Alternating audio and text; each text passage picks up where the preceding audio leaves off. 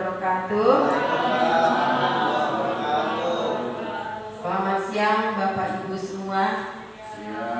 Terima kasih sebelumnya saya ucapkan atas waktunya yang bersedia mengikuti acara presentasi saya untuk hari ini, yaitu pengibasan dari guru CGP Bapak Ibu.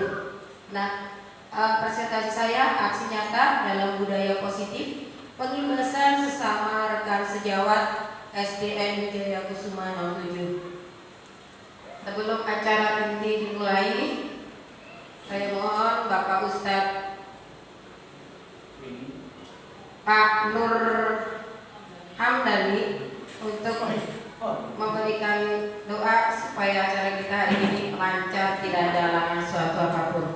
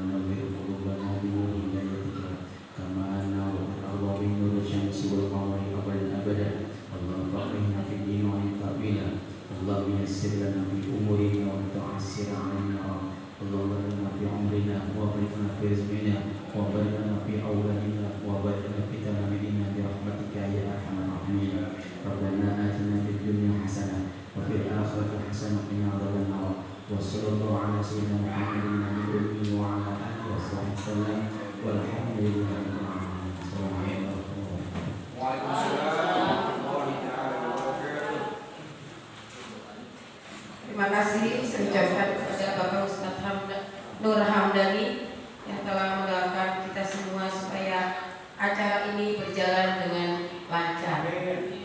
Yang kedua, kami mohon Ibu Kepala Sekolah serta saya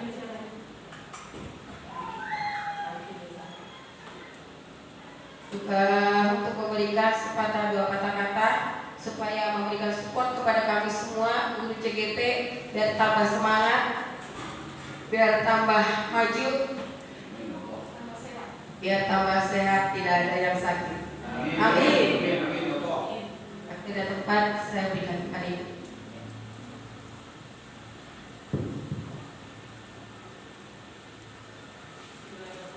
Assalamualaikum warahmatullahi wabarakatuh. Selamat siang ibu-ibu, bapak-bapak. Mana suaranya? Masih semangat ya walaupun siang bobok siang.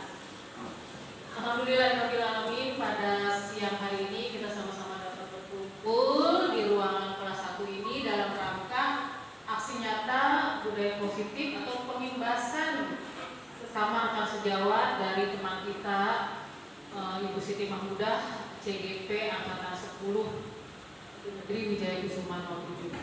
Salawat dan salam kita sanjungkan kepada Nabi besar kita Sallallahu Alaihi Wasallam. Mudah-mudahan kita selalu istiqomah di hadapan kita.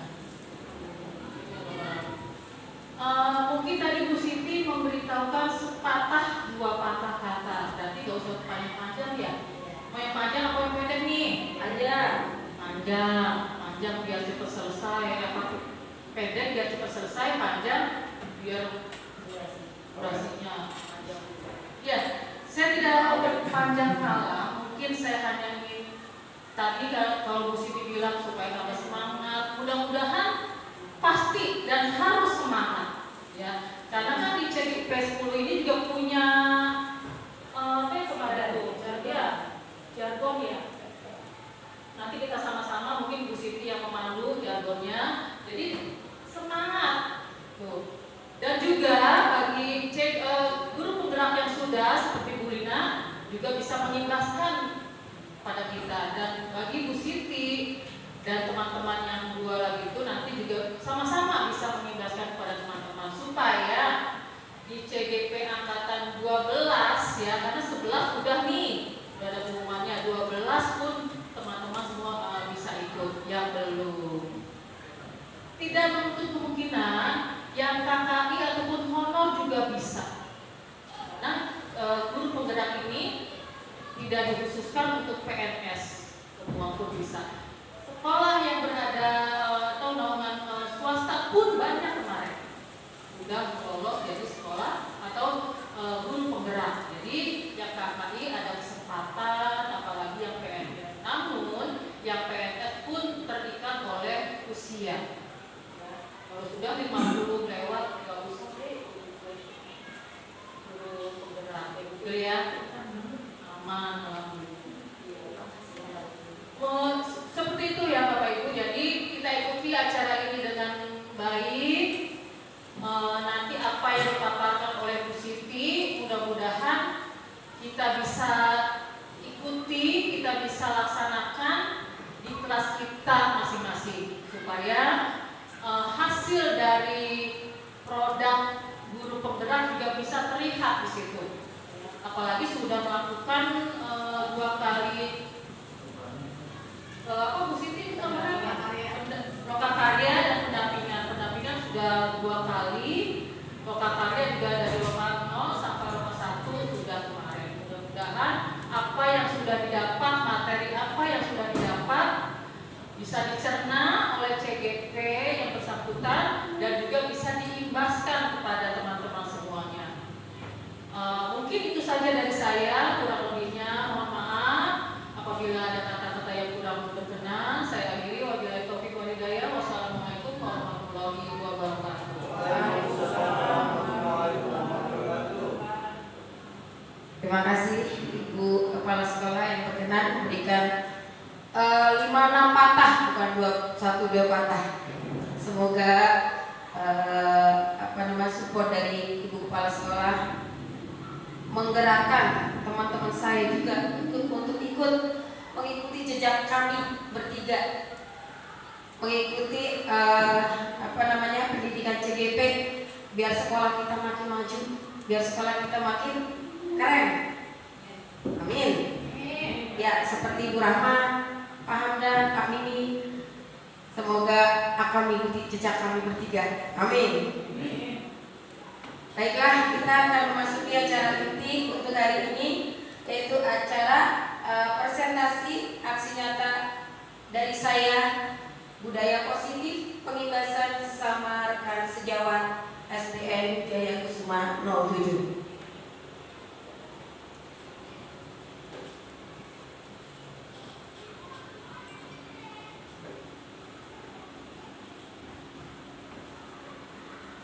Bapak Ibu, ini jam ngantukannya.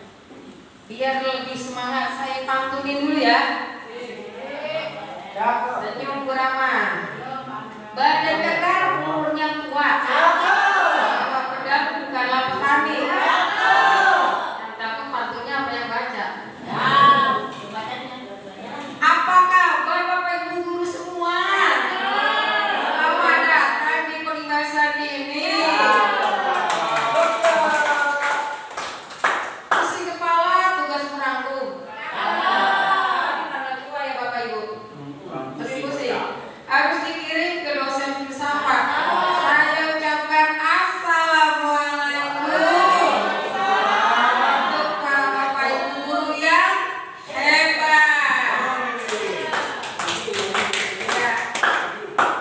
Sudah cukup tak kelamaan Pak Guru. Kita lanjut ya Pak Guru. Siap. Aduh. Ini ada sebuah puisi yang diciptakan oleh Bung Karno, penyambung lidah rakyat. Biar tambah seger, saya bacakan deh. Apa ada yang mau membacakan Bapak Ibu? Kalau suaranya jelek jangan diketawain ya Bapak Ibu. Tapi ditepuk tangan ini. Kami bukan bangsa yang pandil. Ada sebabnya aku mengadakan perlawatan ini. Aku ingin agar Indonesia dikenal orang. Aku ingin memperlihatkan kepada dunia bagaimana rupa orang Indonesia. Aku ingin menyampaikan kepada dunia bahwa kami bukan bangsa yang pandil, seperti orang Belanda berulang-ulang mengatakan kepada kami, bahwa kami bukan lagi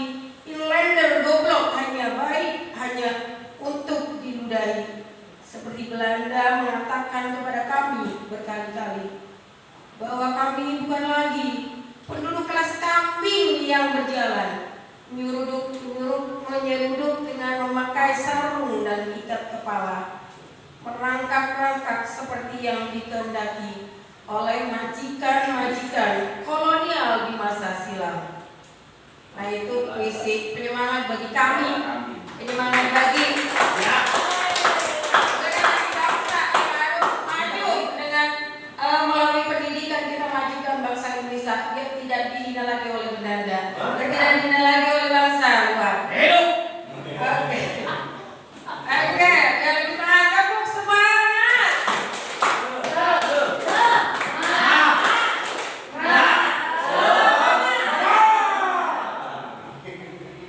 Ya, semangatnya saya curi jempol. Tetap walaupun masa-masa pengen bobo tapi semangatnya bagus. Masih perkenalkan, masih ingat pasti yang tengah yang dihafal saya tahu. Untuk fasilitator saya Ibu Dewi Rosyani dan Ibu Korina Rusda, pengajar praktek saya yang kemarin sudah datang. Jangan usah lama-lama nanti kandangin. Lanjut, kita akan menyanyikan lagu Indonesia Raya. Mohon hadirin dimohon berdiri.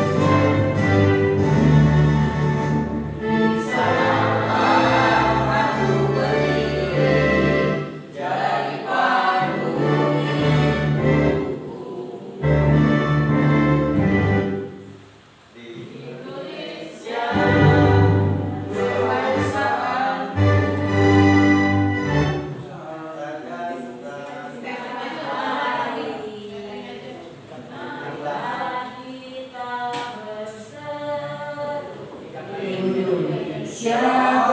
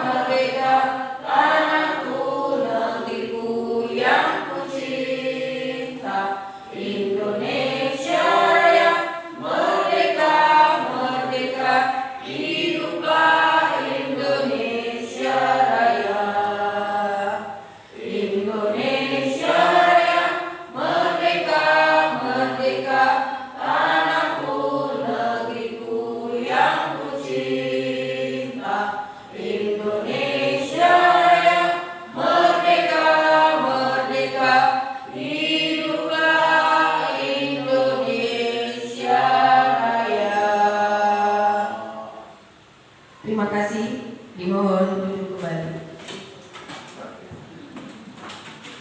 Baik, di sini ada pertanyaan pemantik. Nah, dalam pertanyaan pemantik, satu yaitu hukuman dapat mendisiplinkan anak. Dulu kita berpikir bahwa hukuman itu dapat mendisiplinkan anak. Dihukum, disuruh lari-lari, disuruh push up. Sebenarnya itu sudah tidak boleh dilakukan lagi di saat-saat ini ya Bapak Ibu ya. Kemudian nomor 2, pemberian hukuman dengan hal positif seperti membaca atau membersihkan halaman sekolah itu dapat meningkatkan disiplin anak. Nah, dengan hukuman yang positif jauh lebih baik ya Bapak Ibu. Contohnya membaca, membersihkan halaman sekolah jauh lebih meresap pada diri anak daripada dengan hukuman push up, lari-lari. Itu jauh lebih baik dengan hukuman positif. Kemudian yang ketiga, memberi penghargaan dapat meningkatkan motivasi belajar anak. Dulu kita berpikir bahwa memberi hadiah kepada putra-putri kita yang berprestasi itu akan menambah mereka semangat belajar. Namun efeknya nanti mereka akan merasa saya mau belajar kalau ada hadiahnya. Kalau tidak ada hadiahnya, itu nggak mau belajar. Nah, di situ pikiran memberi penghargaan dapat meningkatkan motivasi belajar. Tidak boleh dilakukan lagi karena dengan penghargaan itu akan memberikan dampak yang kurang baik terhadap jiwa mereka ya. Selanjutnya, budaya positif. Nah, apa sih budaya positif itu? Budaya positif merupakan nilai-nilai keyakinan dan kebiasaan sekolah yang berpihak pada murid agar murid dapat berkembang menjadi pribadi yang kritis, penuh hormat dan bertanggung jawab. Nilai-nilai keyakinan dan kebiasaan itu merupakan budaya yang positif yang harus dilakukan di sekolah. Karena budaya positif itu akan memberikan suasana pembelajaran yang positif juga terhadap anak. Nah, mereka akan jika budaya positif itu sudah terlaksana di dalam suasana pembelajaran, mereka akan jauh berpikir yang kritis, penuh dengan hormat dan jauh lebih bertanggung jawab. Kemudian latar belakang dalam suasana positif sangat mendukung dalam menciptakan pembelajaran yang kondusif. Di sini tadi saya bilang bahwa suasana positif itu akan memberikan suasana yang positif juga terhadap pembelajaran yang kondusif, pembelajaran yang menarik, pembelajaran yang menyenangkan terhadap anak-anak. Karena kenapa? Karena dengan suasana yang positif, murid dan guru akan menemukan suatu kondisi pembelajaran yang menyenangkan, sehingga proses pembelajaran dapat berjalan tanpa adanya suatu beban atau paksaan, tapi menjadi suatu kebutuhan. Suasana positif juga akan membantu menggerakkan moral yang positif bagi murid, sehingga karakter murid tidak hanya terbentuk dari akademik atau intelektual saja, tetapi juga dari lingkungan yang ada. Nah, di sini dikembangkan suasana positif ya Bapak Ibu. Suasana yang menyenangkan, suasana yang enak. Jadi anak-anak saat kita ajar, saat pembelajaran berjalan, mereka akan merasa senang dengan pembelajaran yang kita laksanakan. Mereka akan mudah mencerna apa yang kita terangkan, apa yang kita berikan. Pembelajaran yang kita berikan mudah tercerna oleh mereka dengan suasana yang positif. Tidak ada paksaan karena gurunya itu tidak melakukan kekerasan. Biasanya kalau gurunya melakukan kekerasan atau otoriter atau mungkin melotot-lotot, mereka pasti akan ketakutan. Dalam suasana ketakutan itu, anak-anak itu tidak akan merasa mampu menyerap semua apa yang ajarkan. Semua apa yang kita terangkan mereka gak akan pernah bisa menyerapnya. Namun dengan suasana yang enak, misalkan mereka bertanya, kita jawab. Mereka ada kesulitannya, kita bantu. Jadi merasa lebih dekat dengan gurunya. Jadi pembelajaran pun akan menjadi kondusif. Nah, pokoknya intinya suasana positif kita timbulkan, kita buat, kita bikin biar dalam pembelajaran itu bisa menyenangkan. Baik, selanjutnya. Nah, budaya positif itu apa saja? Yang pertama, perubahan paradigma belajar. Kemudian yang kedua, disiplin positif. Yang ketiga, motivasi perilaku manusia. Yang keempat, kebutuhan dasar. Dan yang kelima, posisi kontrol restitusi. Yang keenam, keyakinan kelas. Yang ketujuh, segitiga restitusi.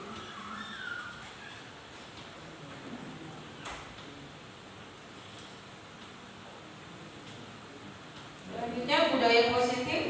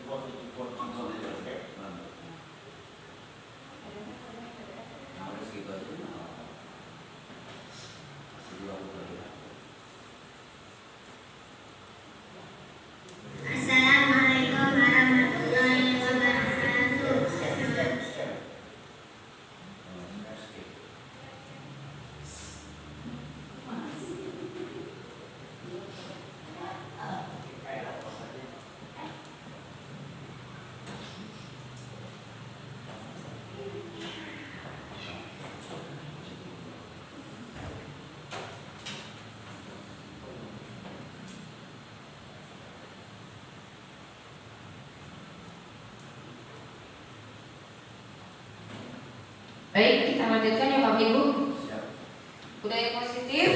Nah, di situ ada nilai-nilai keyakinan dan kebiasaan-kebiasaan di sekolah yang berpihak pada murid agar murid dapat berkembang menjadi pribadi yang kritis, penuh hormat dan bertanggung jawab. Di sini ada peraturan kelas, keyakinan kelas, lingkungan positif dan budaya positif. Oke, selanjutnya peran guru. Nah, peran guru dalam menciptakan budaya positif di sekolah. Peran kita sebagai guru untuk menciptakan budaya positif di sekolah bisa dimulai dari kita sendiri, diri kita ya Bapak Ibu. Jangan menyuruh anak, kamu baris yang rapi, sedangkan kita barisnya tidak rapi. Kamu pakai baju yang rapi, Bapak Ibu gurunya belum memakai baju yang rapi. Memakai sepatu hitam, Bapak Ibu gurunya belum memakai sepatu hitam. Malah ada yang berwarna hijau, berwarna kuning. Sebaiknya dimulai dari diri kita sendiri.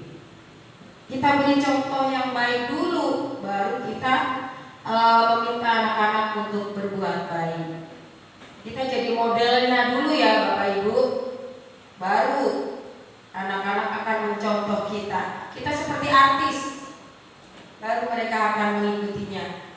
Namun kita pun tidak bisa bergerak sendiri, melainkan harus bergerak bersama seluruh warga sekolah. Kolaborasi dengan warga sekolah dan komunikasi praktisi untuk menciptakan budaya positif dengan memberikan teladan yang baik kepada murid kita. Nah, di sini anak-anak kita, murid-murid kita sedang melaksanakan budaya positif ya Bapak Ibu. Contohnya yang pertama, mereka sudah melaksanakan pembelajaran yang berpihak pada anak. Anak-anak itu yang menjalankan pembelajarannya dan Bapak Ibu gurunya mengikutinya. Yang kedua, melaksanakan upacara. Nah, di sini di dalam pembelajaran upacara ini. Setiap hari Senin sudah melaksanakan upacara, setiap hari besar nasional pun melaksanakan upacara bendera. Nah, penanaman penghijauan di sekolah salah satu budaya positif yang harus kita laksanakan supaya sekolah kita tetap rindang, berteduh, tidak gersang. Ini dilaksanakan oleh Ibu Kepala Sekolah kalau nggak salah. Kemudian mereka membersihkan kelas dan melaksanakan kebersihan lingkungan sekolah. Di sini Bapak Ibu gurunya pun ikut serta, tidak hanya menyuruh saja. Bersihkan ini, bersihkan itu. Namun Bapak Ibu gurunya tidak mengikuti. Namun alhamdulillah di SDN Wijaya Kusuma sudah melaksanakan budaya positif dengan baik. Dimulai dari Bapak Ibu gurunya terlebih dahulu, baru diikuti oleh anak-anaknya. Kemudian selanjutnya perubahan paradigma. Nah, Ibu siapa ya biar nggak ngantuk? Ibu Haji Asia. Ya Bu. Oh Ibu Haji Asia. Coba bayangkan Ibu punya sesuatu. Ibu punya sesuatu, terus bayangkan dan genggam erat-erat Bu Haji. Bayangkan ya. Nah itu sebagai orang A. Kemudian Bu Eni jadi orang B. Coba Bu Eni rayu Bu Haji Asia sampai mendapatkan barang apa yang digenggam Bu Haji Asia itu sampai dapat. Mau dilaporkan ke kepala sekolahnya kayak mau dirayu bagaimana terserah Bu Eni. Silakan Bu. Ya boleh maju ke depan.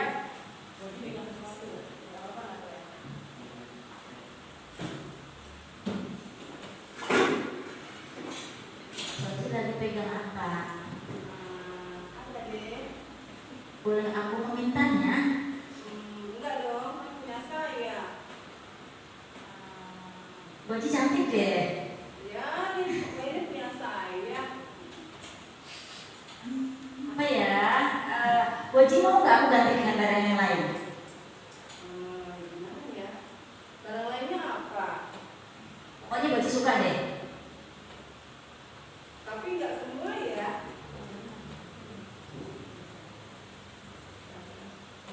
Kayaknya aku lebih butuh minyak ini loh, Bu Eni.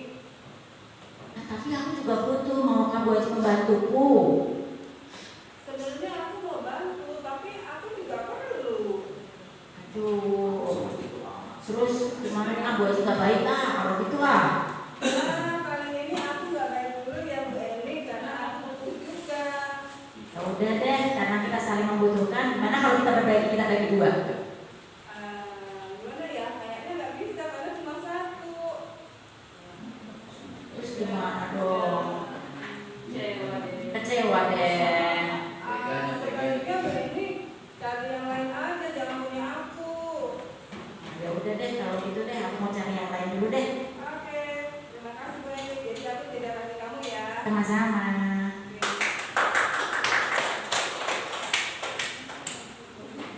Terima kasih Bu untuk Bu Eni dan Bu Haji Asia yang telah melakukan perubahan paradigma dengan kegiatan kepala tangan. Apa yang dirasakan Bu Eni saat meminta barang milik Bu Haji Asia? Dirasakan. Iya, apa yang dirasakan? Karena saya pada saat itu membutuhkan, ya saya pengen banget apa yang dimiliki oleh Bu Haji gitu. Ya ketika nggak mendapatkan ya ada rasa kecewa pastinya. Oh gitu.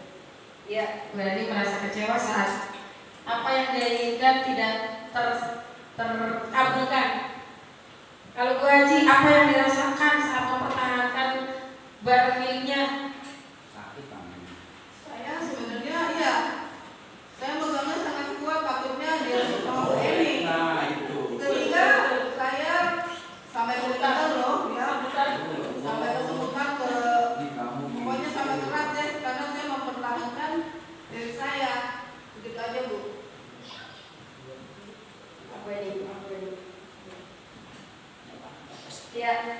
bahwa kalau kita mempunyai sesuatu, apalagi sesuatu itu barang berharga buat hidup kita,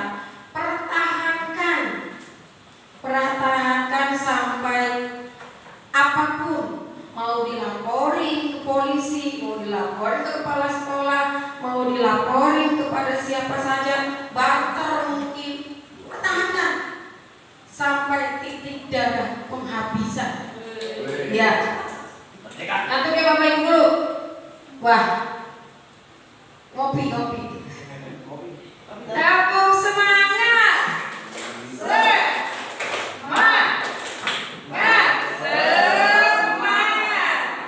Semangatnya oke banget.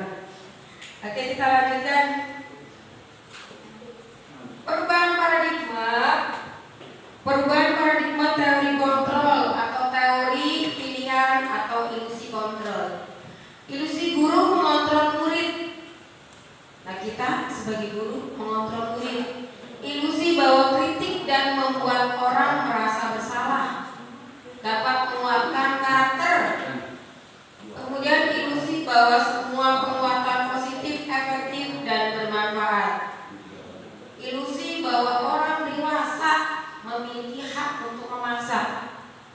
Tadi Bu Eni kebalik ya, yang dewasa Bu Haji atau Nah, Bu Eni mau memaksa, mau meminta barang milik Bu Haji, tapi tidak bisa karena Bu Haji mempertahankan apa yang dia punya harus saya pertahankan. Selanjutnya, perubahan paradigma belajar. Guru adalah pemimpin pembelajaran yang mendorong tumbuh kembang siswa secara holistik, aktif berpusat pada murid dan menjadi teladan, serta menjadi agen transformasi untuk mewujudkan profil pelajar Pancasila. Oleh karena itu, guru merupakan ujung tombak menciptakan budaya positif di sekolah. Semuanya tergantung di tangan Bapak Ibu guru ya. Kemajuan siswa, baik buruknya siswa, mau dikemanakan siswa, itu ada di tangan Bapak Ibu guru. Nah, karena guru pemimpin pembelajaran, jadilah contoh bagi anak-anak kita. Jadilah contoh yang baik, memberikan budaya yang baik bagi putra-putri generasi bangsa kita. Disiplin positif. Selanjutnya, disiplin positif.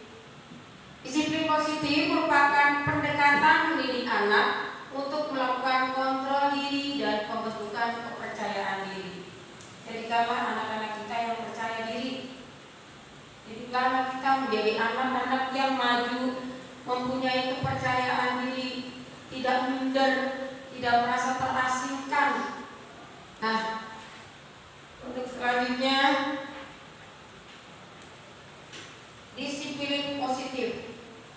Disiplin positif merupakan suatu cara penerapan disiplin tanpa kekerasan dan tanpa ancaman yang dalam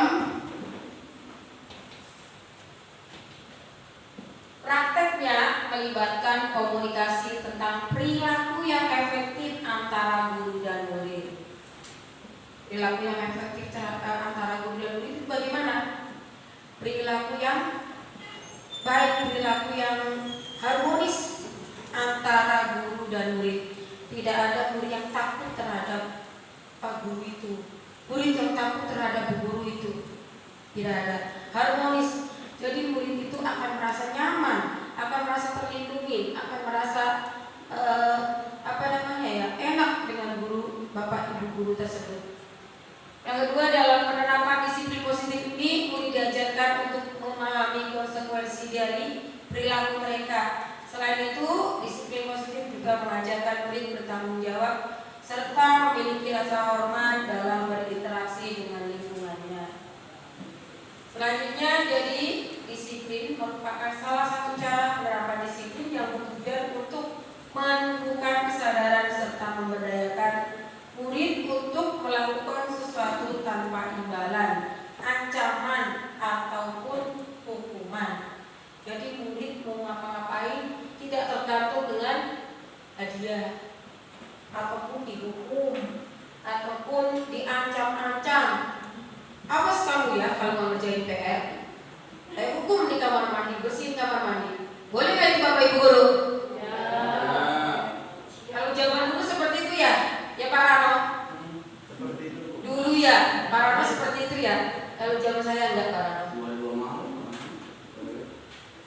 Ya, dulu mah diancam-ancam. Awas ya kalau terlambat saya hukum. Push up 50 kali, pingsan Tuhan. Namun tidak seperti itu. Sekarang jadi anak dibikin nyaman, dibikin enak. Selesaikan permasalahan dengan baik. Antara guru dan murid terjadi keharmonisan. Selanjutnya, apa yang kita harapkan dari anak kita yaitu berkarakter, berprofil pelajar Pancasila. Profil pelajar Pancasila yang pertama beriman, bertakwa pada Tuhan Yang Maha Esa dan berakhlak mulia. Mandiri, benar kritis, kreatif, bergotong royong dan berkebinekaan global. Nah, itu yang diharapkan dari anak-anak kita, putra-putri kita. Mereka harus mempunyai iman dan takwa kepada Tuhan Yang Maha Esa. Mandiri, jangan tergantung orang tuanya saja. Biarin saja saya nggak kerja, bapak saya kaya. Tidak seperti itu. Harus mandiri, benar kritis. Mereka bisa berpikir, tidak lembek, tidak loyo, apa-apa nggak bisa, nggak tahu, tidak seperti itu. Mereka harus mampu menyelesaikan masalah sekarang dan masalah yang akan datang. Kreatif, bergotong royong. Kalau ada kerja bakti, ikut juga, tidak bodoh amat, saya nggak mau ikut, tidak seperti itu. Jadi kita tanamkan. Baik Bapak Ibu Guru, nah ini profil pelajar Pancasila. Ini merupakan karakter-karakter positif yang harus kita tanamkan terhadap putra-putri kita. Nah, di mana profil pelajar Pancasila, Bapak Ibu Guru pasti sudah hafal. Beriman, bertakwa pada Tuhan Yang Maha Esa dan berakhlak mulia. Kemudian mandiri, benar kritis, kreatif, bergotong royong, berkebinekaan tunggal. Nah, tanamkan di hati mereka, terutama Bapak Guru Agama, ya, tanamkan mereka keimanan, beriman, bertakwa kepada Tuhan Yang Maha Esa dan berakhlak mulia. Dan Bapak Ibu Guru dalam pelajaran PKN harus menanamkan keimanan, bertakwa terhadap Tuhan Yang Maha Esa. Selanjutnya mandiri, jangan jadikan anak-anak mereka anak-anak yang lembek, anak-anak yang loyo, tidak bisa ngapa-ngapain, tergantung terhadap orang tua, manja. Tidak seperti itu. Jadikan anak-anak kita yang mandiri, mampu berkarya dan nantinya mempunyai masa depan yang cerah, mampu menciptakan lapangan kerja supaya hidupnya akan lebih baik. Selanjutnya, benar kritis. Nah, putra-putri kita jadikan mereka anak yang bisa mampu berpikir ke depannya lebih baik, tidak mampu menyelesaikan masalah-masalah dalam kehidupan mereka, baik yang sekarang ataupun yang akan datang. Kreatif. Nah, kreatif kayak Bapak Rano, bisa membuat ini, membuat itu yang bagus. Selanjutnya, bergotong royong. Nah, ini dalam masyarakat mampu bergotong royong, saling membantu antara masyarakat yang ini dengan yang lain. Siapa yang membutuhkan, mereka harus mampu tolong menolong. Selanjutnya, berkebinekaan tunggal, berkebinekaan global. Suasana siap. Lanjut, motivasi perilaku manusia untuk menghindari ketidaknyamanan atau hukuman, untuk mendapatkan imbalan atau penghargaan dari orang lain, untuk menjadi orang yang mereka inginkan dan menghargai diri sendiri dengan nilai-nilai yang mereka percaya. Bapak Ibu,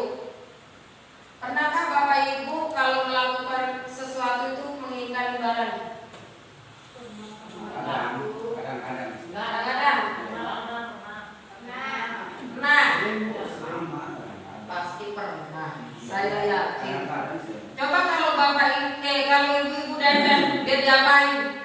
Puji. Nah, itu dipuji siapa? Malas pujinya orang. Puji suami. Ya, kalau dipuji suami, alhamdulillah. Tapi kalau dipuji orang di pinggir jalan, waduh, innalillahi. Jangan. Ya, itu dipuji oleh suami kita sendiri. Nah, jangan apa-apa kita menginginkan imbalan Bapak Ibu ya. Nanti kalau ada kita melakukan sesuatu tidak diberi imbalan, kita akan kecewa. Kalau kecewanya kecil, nggak apa-apa. Kecewanya gede, seperti jatuh, buk. Terasa tidak enak ya Bapak Ibu kalau jatuh dari ketinggian. Oh, berarti sudah pernah jatuh ya Bapak? Betapa gak enaknya kalau jatuh ya. Waduh. Nah, untuk menjadi orang yang mereka inginkan dan menghargai diri sendiri, hargailah diri kita sendiri. Yang tidak menghargai dengan diri sendiri, apa-apa amatlah badan saya sendiri. Nah, seperti itu ya Bapak Ibu. Kemudian menghargai diri sendiri dengan nilai-nilai yang mereka percaya. Mari kita lanjutkan dengan teori motivasi perilaku manusia. Yang pertama, nah, dalam teori motivasi yang namanya motivasi kan dorongan ya Bapak Ibu. Motivasi perilaku manusia yang pertama, untuk menghindari ketidaknyamanan atau hukuman, apa yang akan terjadi apabila saya tidak melakukannya? Itu motivasi eksternal. Yang kedua, untuk mendapatkan imbalan dari orang lain atau institusi, apa yang akan saya dapatkan apabila saya melakukannya. Jadi mengharapkan hadiah. Itu motivasi eksternal juga. Nah, yang ketiga, untuk menghargai diri sendiri. Saya akan menjadi orang yang seperti apa bila saya melakukannya. Itu motivasi internal atau tujuan disiplin positif. Nah, akan seperti apa jika saya melakukannya? Akan seperti apa saya jika melakukan pembelajaran dengan suasana positif terhadap anak didik saya? Tentunya akan memberikan pembelajaran yang menyenangkan terhadap putra-putri kita ya. Anak-anak akan merasa nyaman jika diajar kita. Mereka akan kangen dengan kita. Mereka tidak akan, aduh kok diajar Pak Guru itu ya. Pastinya, alhamdulillah diajar pada ini. Nah, akan memberikan suasana yang positif. Mereka akan kangen terhadap kita jika kita memberikan pembelajaran yang membuat mereka senang, membuat mereka nyaman. Selanjutnya, kebutuhan dasar manusia. Nah, ada berapa nih Bapak Ibu? 5. Ada 5 Bu. Ada berapa? 5. Alhamdulillah, berarti tidak tidur. Ada 5. Yang pertama, apa Pak Dewi? Kebutuhan bertahan hidup, survivor. Nah, kebutuhan bertahan hidup. Nah, bertahan hidup itu pastinya makan dan minum. Kemudian yang kedua, Bu Pilih. Apa Bu Pilih? Cinta dan kasih sayang. Love and belonging. Manusia butuh cinta Bapak Ibu. Manusia butuh kasih sayang. Hewan pun butuh cinta dan kasih sayang, apalagi manusia. Betul? Siapa yang punya cinta? Belakang saya. Pastinya semua. Apalagi Bapak Rano punya cinta terhadap istrinya, pengantin. cinta. Iya betul. Ya. Yang ketiga, drama apa drama? Kekuasaan atau power. Wes, power. Semangat. Power, kekuatan kita. Ya, power. Kekuasaan, siapa sih nggak kepengen kekuasaan? Penguasa. Siapa yang nggak kepengen jadi kepala? Pak saya mau jadi kaki. Kepala Kaki enak. Yang keempat, paham? Ayo paham. Kita baca apa ini? Hah? Kebebasan, freedom. Tentunya kita tidak merasa enak ya, karena kita tidak mempunyai freedom, tidak mempunyai kebebasan. Kita terkekang, takut, ngeri kalau keluar rumah. Dulu kata bapak dan ibu saya, kata kakek saya,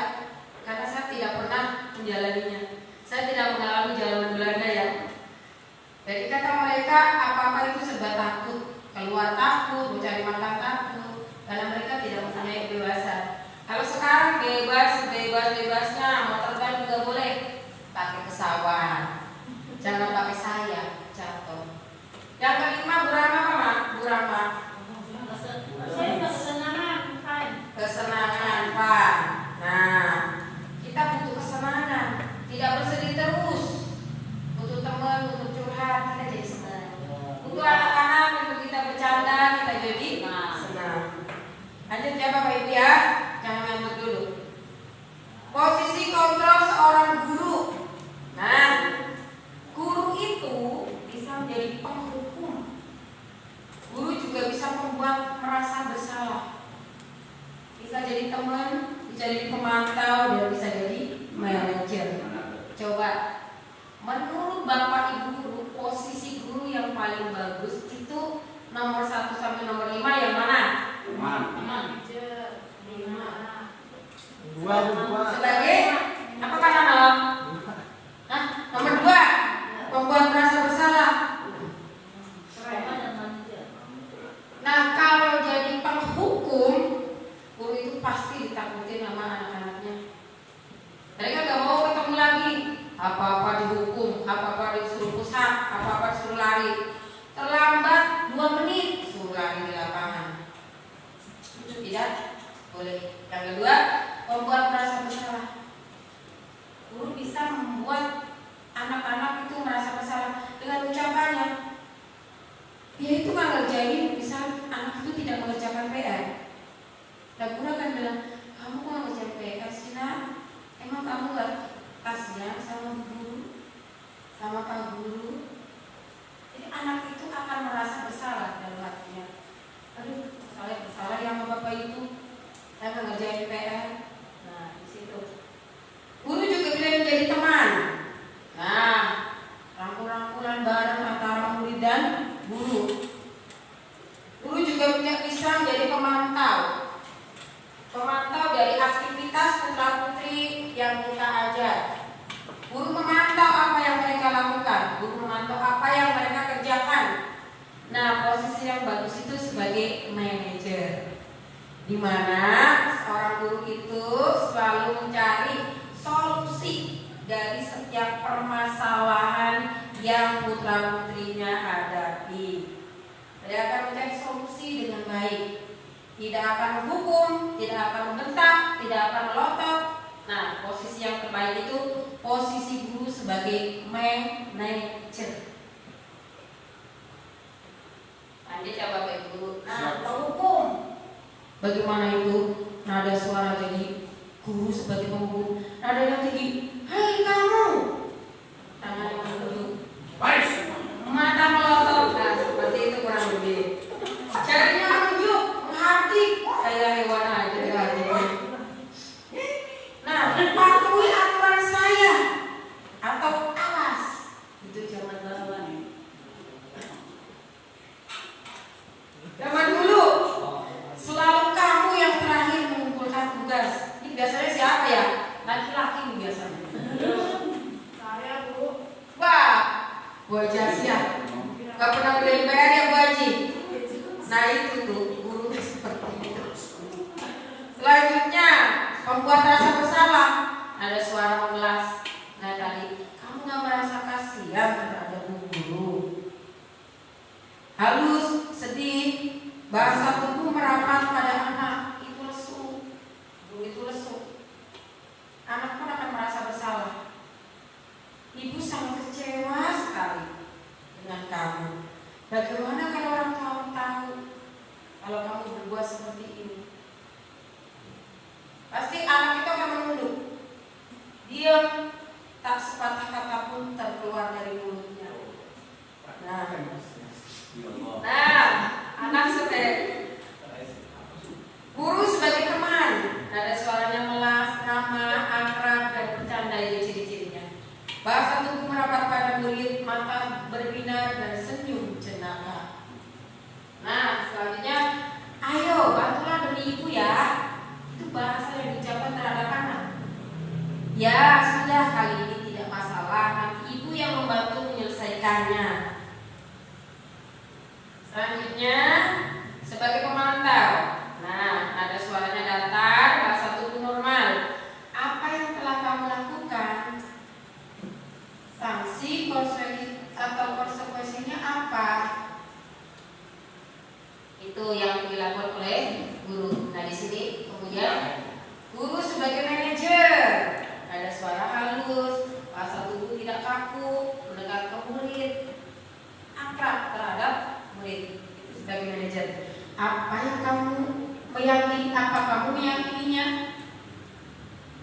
kamu meyakininya, apakah kamu mau memperbaikinya? Ini mencari solusi. Jangan sebagai penghukum ya Bapak Ibu ya. Jangan juga menjadi merasa bersalah, sebagai merasa bersalah. Jadilah guru yang sebagai manajer. Langkah mewujudkan disiplin positif. Nah, membuat kesepakatan kelas, yaitu bentuk kontrak belajar yang berlaku untuk siswa dan gurunya. Bentuk kesepakatan kelas, misalnya tidak boleh datang terlambat. Gurunya juga sama. Kita sudah membuat kesepakatan kelas, anaknya tidak boleh telat, gurunya datang telat. Tidak boleh Bapak Ibu ya. Makanya mulai dari diri kita sendiri baru ke anak-anak kita. Kemudian bentuk keyakinan kelas. Nah, salah satu contoh keyakinan kelas di kelas 1B. Ini ya Bapak Ibu, ada tepat waktu, berdoa sebelum dan sesudah belajar, menjaga kebersihan kelas, belajar dengan sungguh-sungguh dan bersikap jujur. Ini keyakinan kelas yang harus dijalankan oleh anak-anak kita. Misal, anak kita tidak mengerjakan PR, apa yang harus kita lakukan? Jika kita sebagai penghukum, pasti kita akan menghukum push up 50 kali. Tapi posisi kita sebagai manajer, ya Bapak Ibu. Nah, di situ kita bisa melakukan diskusi dengan anak itu. Kita tanyain baik-baik, kenapa ya nak kamu ngerjain PR? Mengapa? Saya ngantuk Bu, saya main HP Bu, saya lupa PR Bu. Pasti mereka punya alasan tertentu dengan tidak mengerjakan PR. Kita selesaikan, kita diskusikan, cari solusinya Bapak Ibu ya. Jangan dihukum. Gebrak-gebrak mejanya. Apa besok kalau sampai mengerjakan PR lagi? Tidak seperti itu. Kita lanjutkan keyakinan kelas. Keyakinan kelas merupakan memahami pentingnya memiliki keyakinan kelas sebagai fondasi dan arah tujuan sebuah kelas yang akan menjadi landasan dalam memecahkan permasalahan di dalam kelas. Nah, keyakinan kelas itu seperti apa ya? Kayak kesepakatan ya. Kesepakatan yang akan dilakukan oleh bapak gurunya, ibu gurunya, dan juga murid-muridnya. Nah, di sini ada tindakan-tindakan dari guru yang merupakan hukuman atau konsekuensi. Coba yang pertama, mencatat 100 kali di dalam buku kalimat saya tidak akan terlambat lagi karena terlambat ke sekolah. Ini hukuman apa? Konsekuensi hukuman. Oke, nomor 1 hukuman. Yang kedua, lari mengelilingi lapangan basket 2 kali karena terlambat dari sekolah. Murid diminta untuk push up 15 kali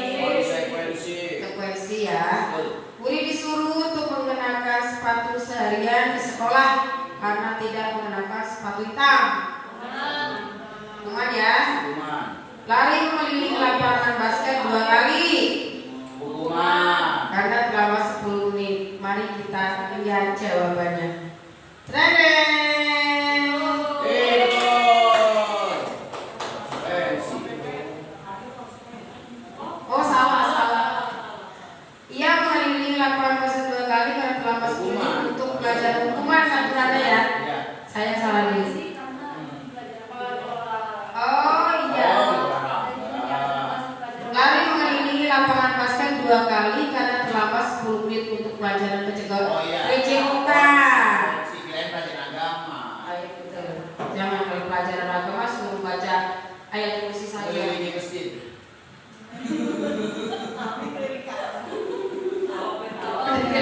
Keliling kampung Pak Ustaz. Kita lanjut. Ngantuk ya Bapak Ibu? Lanjut. Ya. Good. Perbedaan antara hukuman, konsekuensi, dan restitusi. Gantian nih Bapak Ibu, bacain. Nomor 1, hukuman itu yang bagaimana sih? Coba dia baca yuk. Bu Revi, Lagi. hukuman. Oh kecilan ya? Baca saya aja deh. Ya, masuk. Di sini. Ya udah ganti Pak Denny. Ya, hukuman 1, hukuman bersifat tidak terencana atau tiba-tiba. Yang kedua, hukuman bersifat satu arah dari pihak guru yang memberikan dan murid hanya menerima suatu hukuman tanpa melalui kesepakatan. Terakhir, hukuman yang diberikan bisa berupa fisik maupun psikis. Iya betul sekali. Hukuman itu tiba-tiba dikasihkan ke anak itu karena kita tidak tahu siapa yang akan melanggar. Kita kan sebagai guru tidak tahu siapa yang tiba-tiba terlambat. Nah, hukuman itu tiba-tiba diberikan terhadap anak yang melanggar. Yang kedua, hukuman bersifat satu arah dari pihak guru yang memberikan dan murid yang menerimanya. Nah, hukuman itu pasti dari bapak ibu gurunya. Suruh lari lapangan, suruh push up. Hukuman yang memberikan bisa berupa hukuman fisik atau psikis. Kalau konsekuensi itu apa? Kami ini bangun. Dia udah habis 2 yuk. Kami ya. Konsekuensi. Konsekuensi sudah terencana atau sudah disepakat. Konsekuensi biasanya diberikan berdasarkan suatu data yang umumnya dapat diukur. Peraturan dan konsekuensi yang mengikuti ini sudah diketahui sebelumnya oleh murid. Sikap guru di sini senantiasa memonitor murid. Dan kalau konsekuensi sudah terencana. Konsekuensi biasanya diberikan berdasarkan suatu data yang umumnya dapat diukur. Kemudian peraturan dan konsekuensi yang mengikuti ini sudah diketahui sebelumnya oleh murid. Sikap guru di sini senantiasa memonitor muridnya. Kalau restitusi, Saya boleh Bu. restitusi itu proses menciptakan kondisi bagi murid untuk memperbaiki kesalahan mereka sehingga mereka bisa kembali pada kelompok mereka dengan karakter yang lebih kuat. Ya betul sekali ya Bu. Kalau restitusi itu merupakan proses menciptakan kondisi bagi murid untuk memperbaiki kesalahan mereka. Nah, sehingga mereka bisa kembali pada kelompok mereka dengan karakter yang lebih kuat. Nah, jadi hukuman tidak boleh. Yang bagus kita laksanakan itu restitusi. Ada Bapak Ibu. Apa itu restitusi? Nah, kalau restitusi itu proses menciptakan kondisi bagi murid untuk memperbaiki kesalahan mereka sehingga bisa kembali pada kelompok mereka. Jadi anak-anak kembali kepada kelompok mereka dengan karakter yang lebih kuat, dengan karakter yang sudah berubah. Jika tadinya cengeng, jika tadinya ngeyelan, sudah diperbaiki dengan oleh gurunya, mereka akan berubah dengan karakter yang baik, kembali ke kelompoknya dengan karakter yang sudah berubah. Restitusi juga merupakan proses kolaboratif yang mengajarkan murid untuk mencari solusi untuk masalah mereka dan membantu murid berpikir tentang orang seperti apa yang mereka inginkan.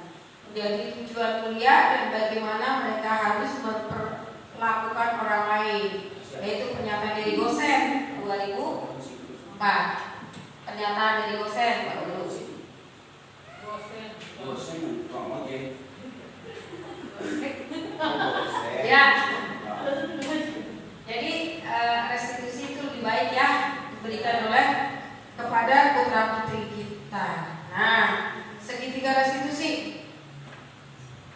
Dalam segitiga restitusi, kamu tentu punya alasan mengapa melakukan itu. Kita melakukan kesalahan, anak-anak kita melakukan kesalahan, murid-murid kita melakukan kesalahan, pasti punya alasan. Kalau pada ini, Pak Ustaz, kalau datang terlambat biasanya alasannya apa, Pak Ustaz? Alat transportasinya yang tidak sesuai dengan jam. Oh begitu, kira misalnya banyak kereta bocor. Ah, itu yang biasanya. Oh begitu ya, mantap sekali. Masih sering ngopi. Masih bisa ngopi, ya. Kemudian adakah cara yang lebih efektif untuk mendapatkan apa yang kamu butuhkan? Kemudian setiap orang pasti pernah melakukan kesalahan. Pasti orang pasti melakukan kesalahan. Tidak ada yang enggak. Entah disengaja ataupun tidak disengaja. Kamu bukan satu-satunya orang yang pernah melakukan ini. Kamu ingin menjadi orang yang seperti apa? Nilai-nilai apa yang telah kita sepakati? Nah, dalam segitiga restitusi, validasi kebutuhan, menstabilkan identitas. Nomor satu itu menstabilkan identitas ya. Kemudian validasi kebutuhan dan menanyakan keyakinan. Selanjutnya, menstabilkan identitas. Apa itu menstabilkan identitas? Kupilih, lalu kupilih. Berdasarkan prinsip bahwa berbuat kesalahan adalah proses pembelajaran, tidak mengkritik murid yang sedang berbuat kesalahan. Waduh, benar-benar nyambung banget. Padahal saya manggil, kupilih. Saya tidak ingin membaca. Saya kupilih, lalu kupilih. Waduh. Benar-benar. Siswa aktif. Nah, berdasarkan prinsip bahwa berbuat kesalahan adalah proses pembelajaran, tidak mengkritik murid yang sedang berbuat salah.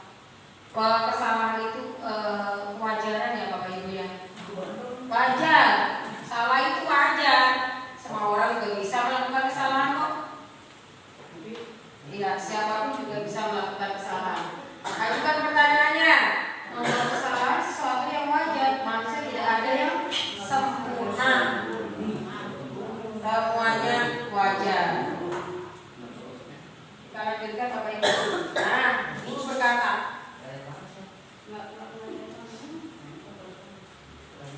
guru berkata, berbuat salah itu tidak apa-apa. Kita katakan ya ke anak-anak, berbuat salah itu tidak apa-apa. Tidak ada manusia yang sempurna. Saya juga pernah melakukan kesalahan seperti itu. Dan kita melakukan saat posisi kita sebagai manajer dan anak-anak itu melakukan kesalahan, kita bisa mengatakan, saya juga kesalahan, ibu juga pernah melakukan kesalahan seperti kamu.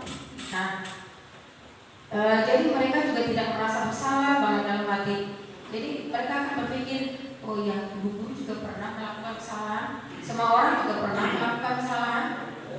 Nah, kita bisa menyelesaikan ini.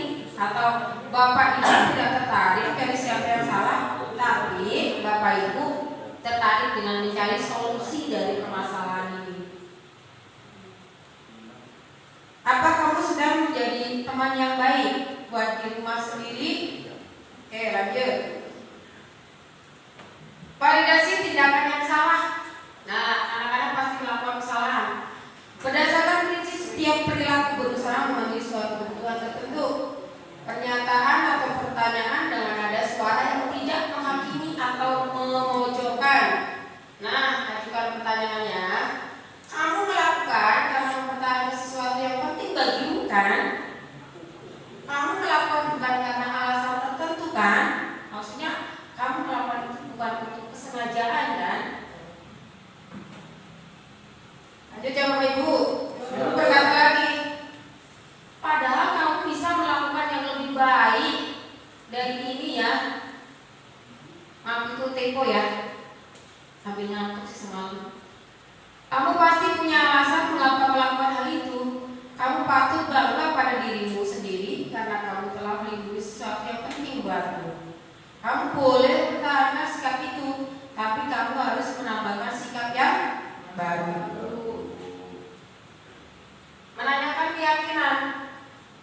Saat perilaku telah divalidasi dan telah stabil, maka murid telah siap mengaitkan keyakinan dengan tindakan yang salah. Ajukan pertanyaan, nilai-nilai apa yang telah kita sepakati, seperti apa gambaran kelas yang ideal menurut kamu? Nah, kalau anak tidak mengerjakan PR, itu tanyakan, kamu telah melanggar keyakinan kelas kan? Pasti dia akan menjawab. Tentu kalau kita sudah mempunyai keyakinan kelas, pasti mereka akan jawab, ya, keyakinan yang mana? Keyakinan tentang tanggung jawab mengerjakan PR. Kita lanjut, guru berkata, apa nilai-nilai percaya di kelas atau di sekolah kita? Kemudian nilai-nilai universal apa yang telah kita sepakati? Kelas yang ideal itu seperti apa sih? Kamu ingin jadi anak seperti apa? Apa yang kamu rasakan ketika melakukan itu? Kamu menjadi orang yang seperti apa? Next ya Bapak Ibu. Hal yang perlu diperhatikan dalam segitiga restitusi. Nah, perilaku salah dikaitkan dengan keyakinan kelas.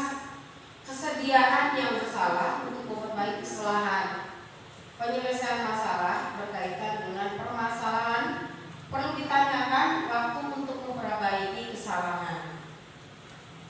Nah, akhirnya kita sampai ujung.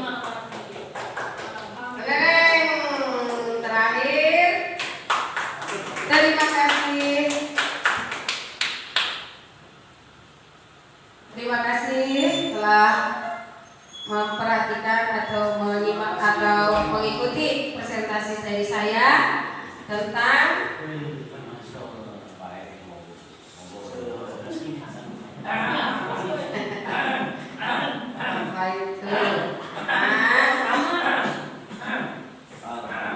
budaya positif, yaitu untuk pembebasan sesama rekan sejawat SDK Wijaya Kusuma 07.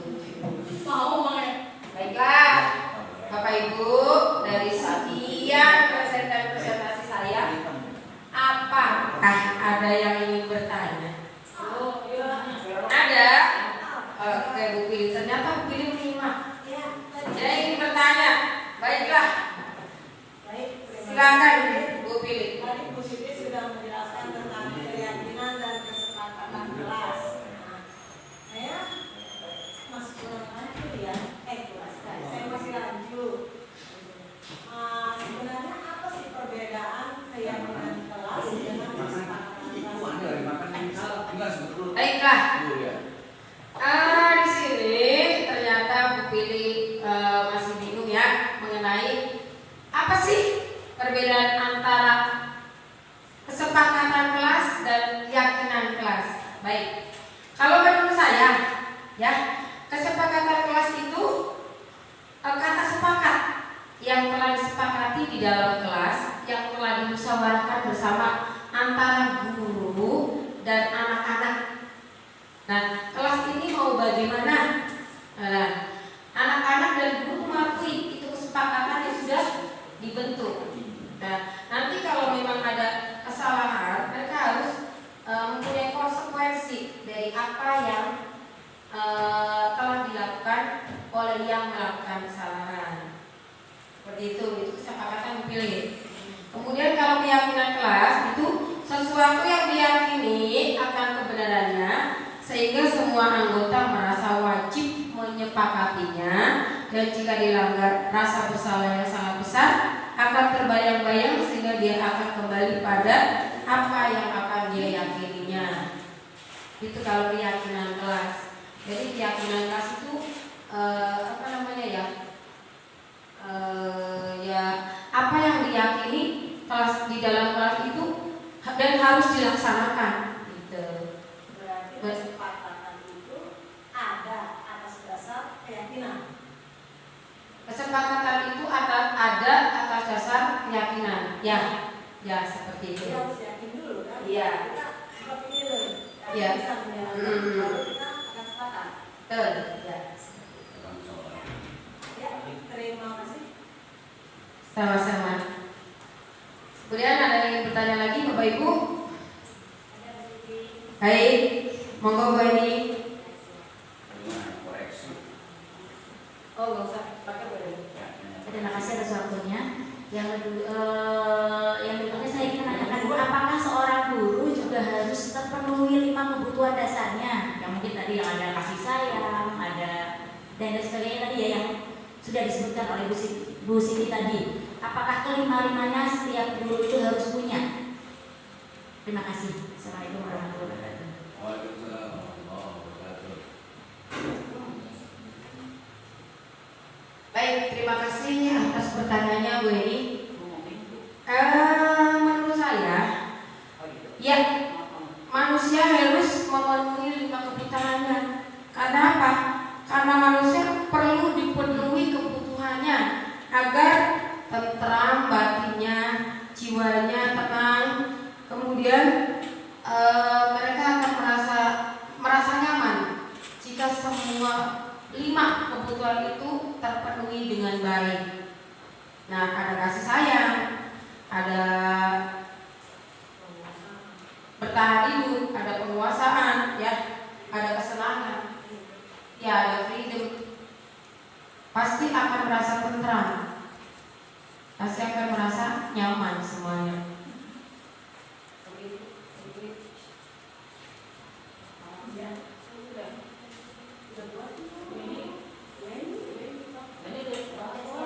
Gimana Bu Eni? Sudah?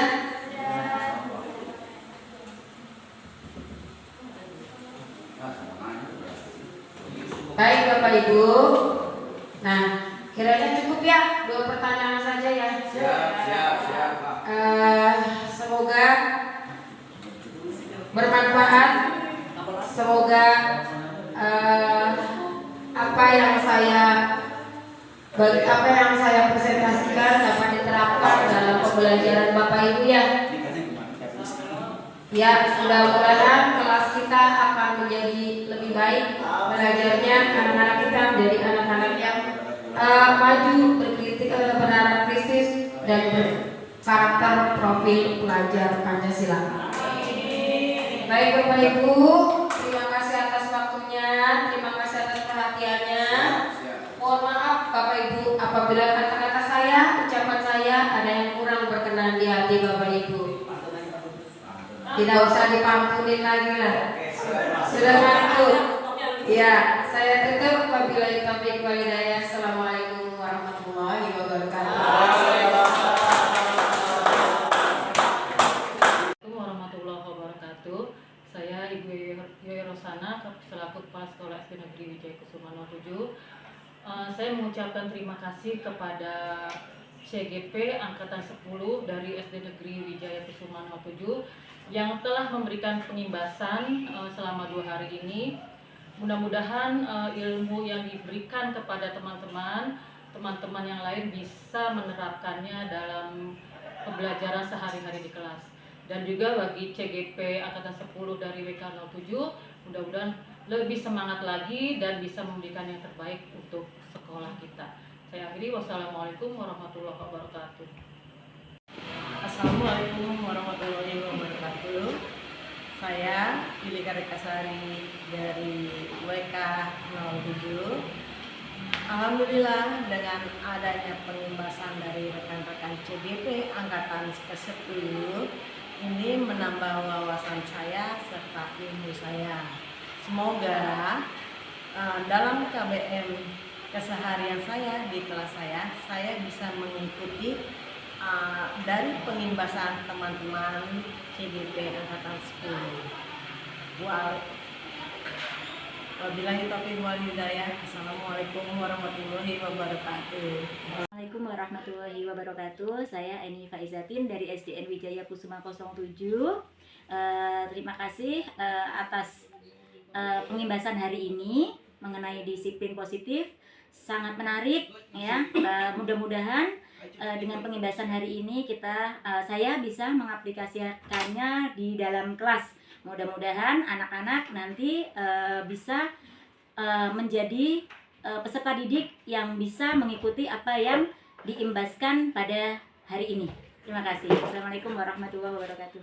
Bismillahirrahmanirrahim. Assalamualaikum warahmatullahi wabarakatuh. Syukur alhamdulillah setelahnya ada pengimbasan budaya positif yang telah diberikan oleh rekan-rekan CGV, sehingga itu menjadi sebuah motivasi bagi saya secara pribadi selaku guru pendidikan agama Islam untuk bagaimana caranya budaya positif ini bisa saya kembangkan dalam pembelajaran di kelas.